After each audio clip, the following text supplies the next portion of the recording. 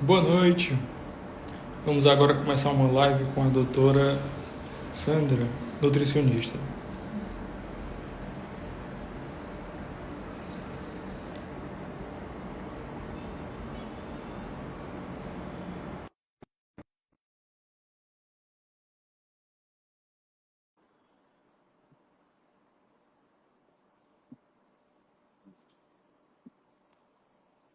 Boa noite. Só aguardando a doutora Sandra para a gente começar.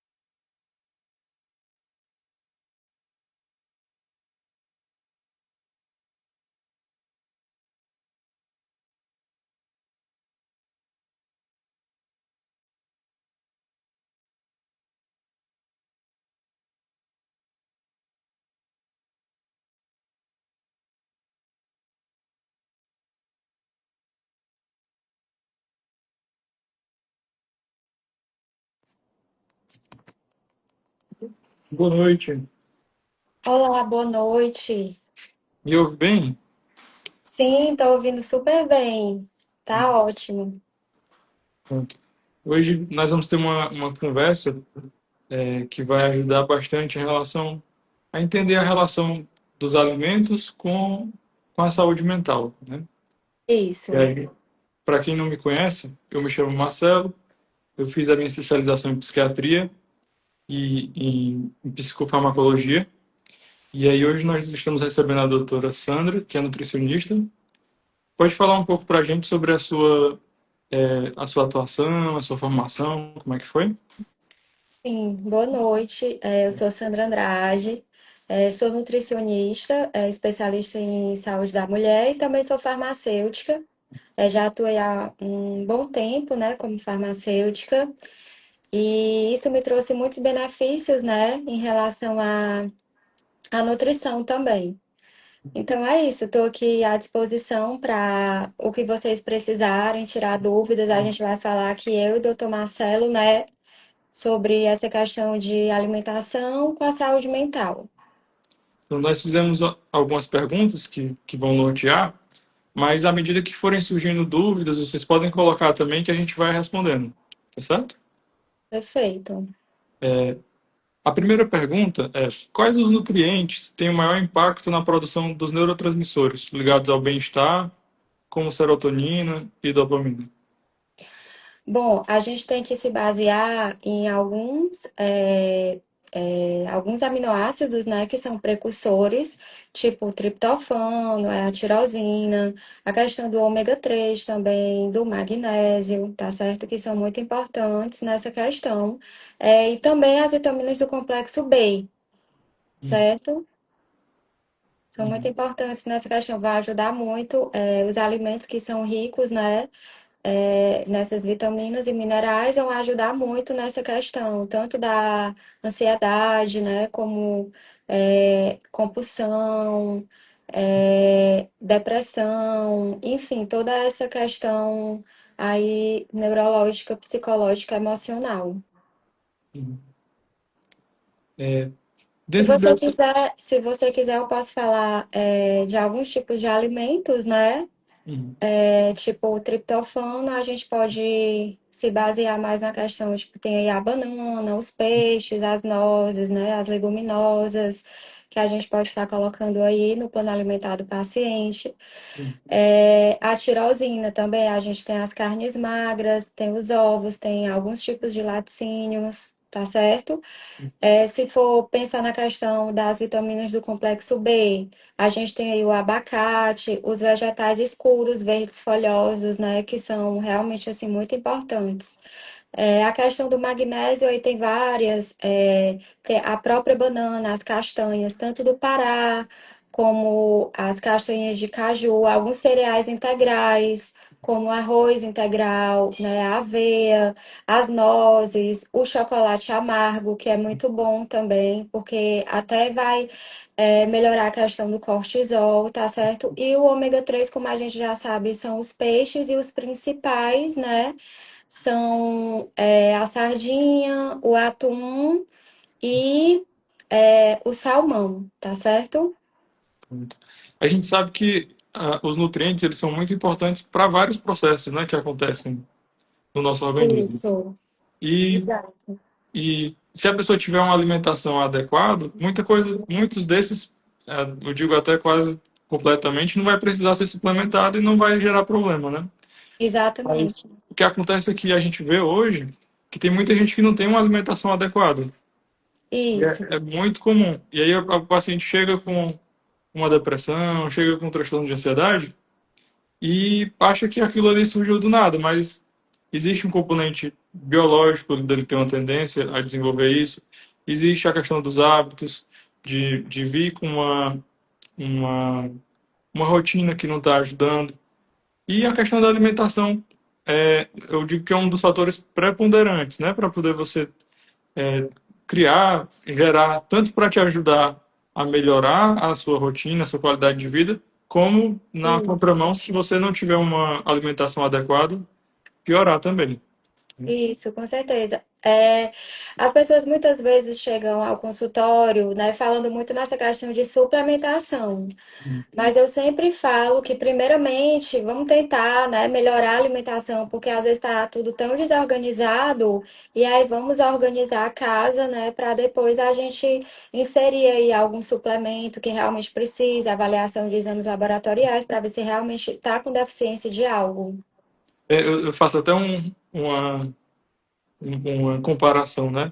Tem alguns pacientes que Uhum. às vezes chegam com uma dificuldade de dormir, por exemplo. E aí, beleza, eu tô com dificuldade de dormir, doutor, quero um remédio que me ajude. Mas aí depois vamos lá, vamos ver como é que você está se preparando para dormir. Não, eu uso o telefone até dormir, eu tô tomando café à noite, Nossa, tomando energético, estimulante. E aí, como é que dá certo? A gente tem que fazer o básico, né? Se a gente fizer o claro, básico e aí não estiver dando certo, aí a gente claro, com começa a certeza. suplementar, faz outras estratégias, né? Claro, Agora, com certeza. senão a gente vai ficar, Sim, senão a gente acaba usando uma, em tese, um remédio para ficar acordado e um remédio para dormir. E os dois vão ter que lutar lá dentro do organismo para ver quem vai vencer. exatamente, com certeza. É verdade. É isso. Mas eu acredito que nessa questão aí sua, né, nos seus atendimentos, você também deve se voltar muito para essa questão, não só medicamentosa, né, como também nutricional. Isso é muito importante. E aí, seguindo para o segundo tema. Uhum. Os carboidratos simples, açúcar, podem realmente gerar picos e quedas emocionais ao longo do dia? Como é que isso acontece no corpo? Sim, eles realmente geram, né? Eles têm um alto índice glicêmico, né? E aí, o que significa que eles vão ser digeridos, né? Eles vão ser absorvidos mais rapidamente, e aí vai causar um aumento, né, dos níveis de glicose e de insulina no organismo.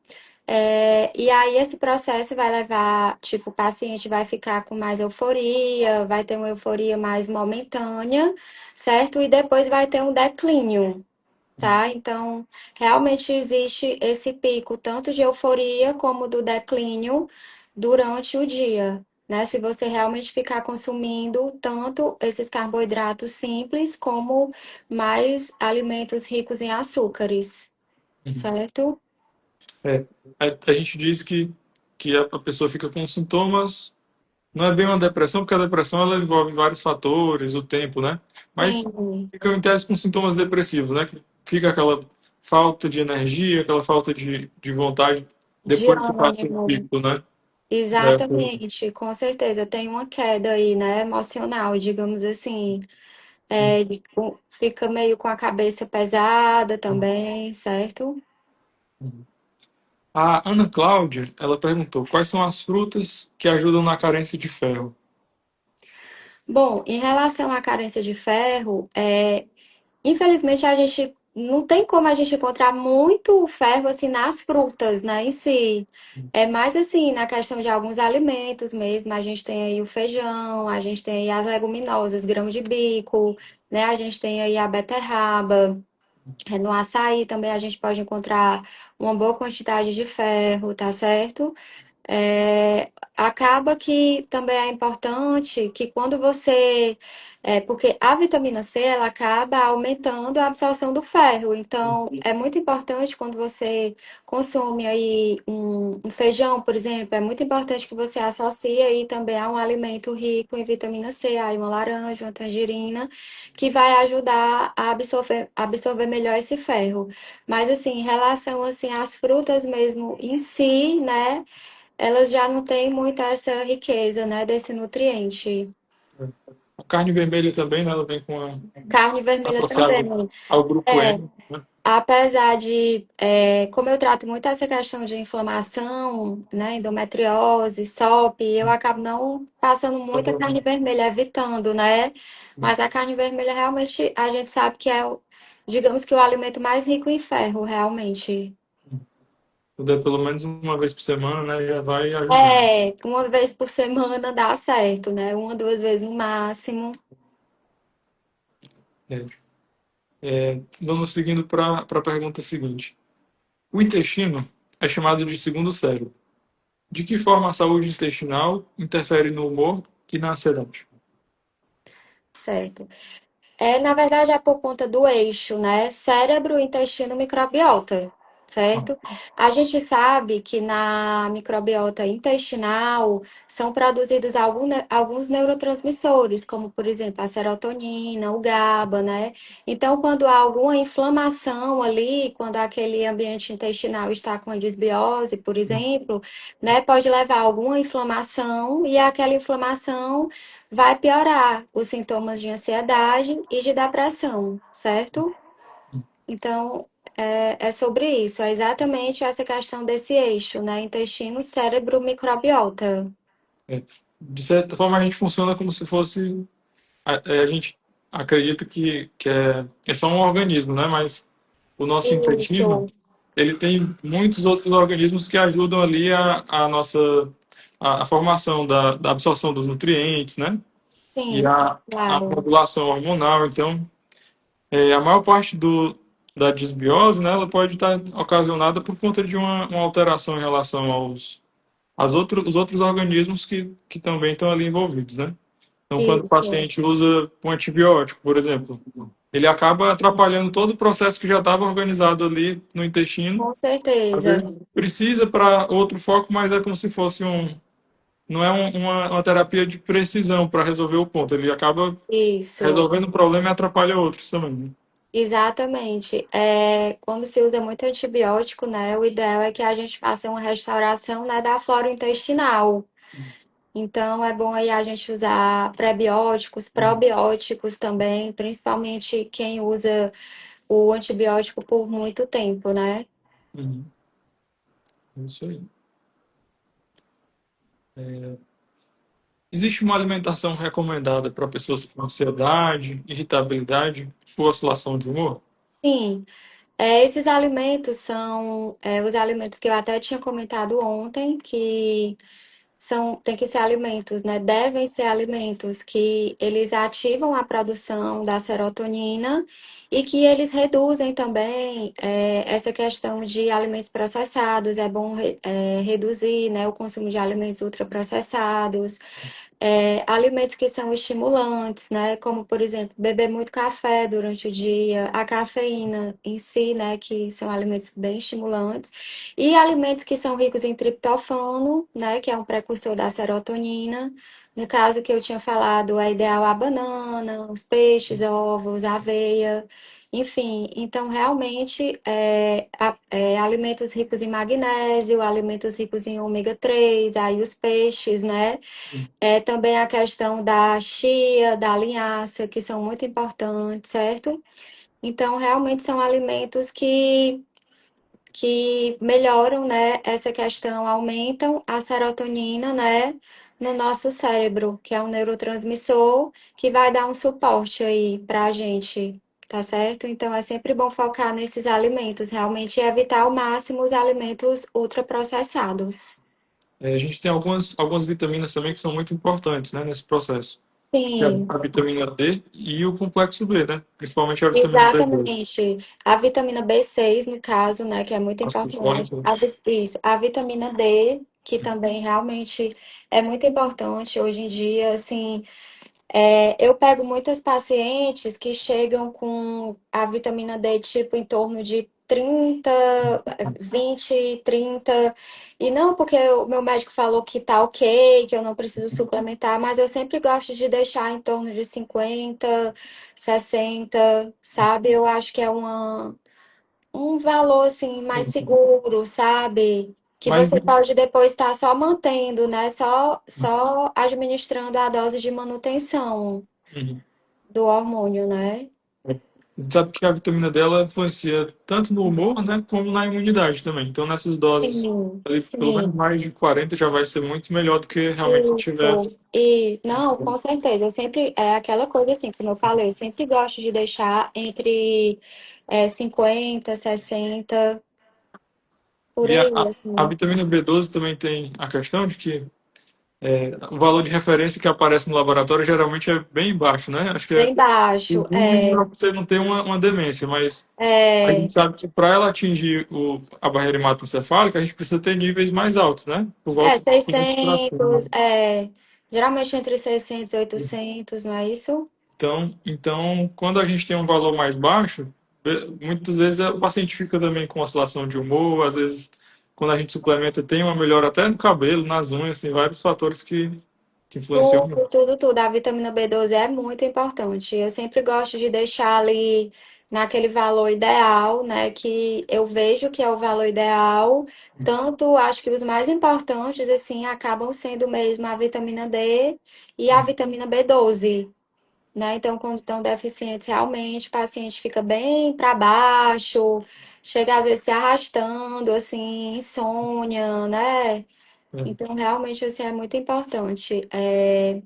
Tá sempre vendo, sempre acompanhando, suplementando, se necessário.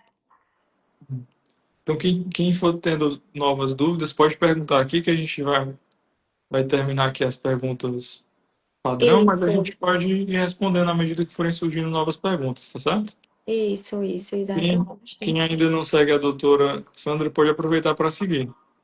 Vai ter várias dicas com Exatamente. alimentação. Também, da mesma forma aí com o doutor Marcelo, né? Quem ainda não acompanha ele aqui, que pode começar aí a dar início, né? A acompanhar e tal.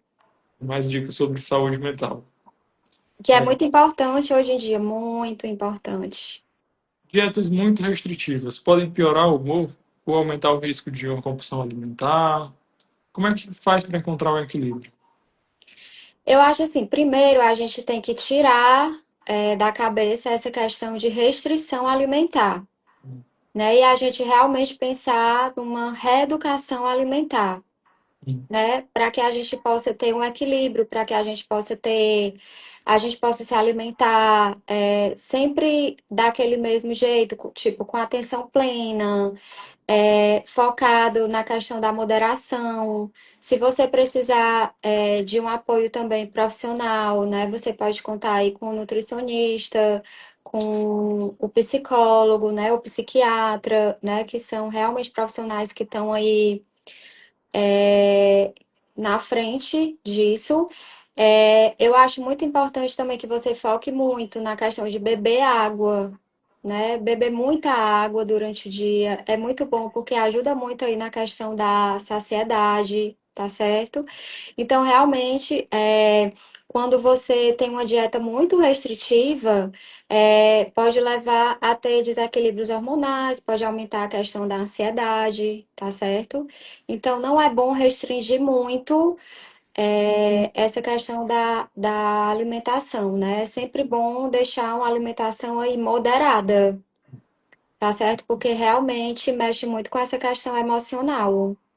Essa questão até da hidratação é muito importante, porque a gente escuta muito falar que a pessoa tem que beber 2 litros de água por dia, né? É, Mas onde é que eles fizeram essa pesquisa? Que a gente vai isso, olhar, a gente mora num lugar super quente. E essas isso, pesquisas não foram feitas aqui, foram feitas em lugares muito frios, né? Então, como a gente exato. transpira muito mais, a gente acaba precisando beber muito mais água, né? Não, com certeza. E não tem isso, né? Acho que quanto mais a gente aqui é quente, a gente sua, a gente elimina muito pela urina, né?